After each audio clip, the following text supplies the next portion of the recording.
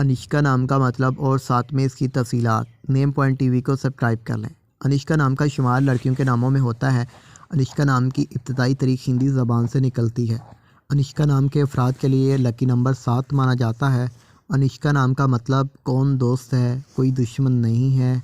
अनुष्का नाम के अफराद के लिए मुआफ़िक और फ़ायदेमंद नंबरों में 2, 7 और 9 शामिल हैं। हिंसों के हिसाब के मुताबिक अनुष्का नाम के अफराद के लिए हुक्मरानी वाले घंटे 7 AM से 9 AM हैं, जबकि खुशकिस्मत दिनों में मंगल, जुमेरात शामिल हैं। अनुष्का के हाकिम सियारों में मरीज़ शामिल है। खुशकिस्मती वाली दातों में हिंसों के हिसाब से तांबा, लोहा शामिल हैं। अनुष्का नाम के अफराद के लिए मुआफ़िक रंगों में सुर्ख, बनफी शामिल हैं।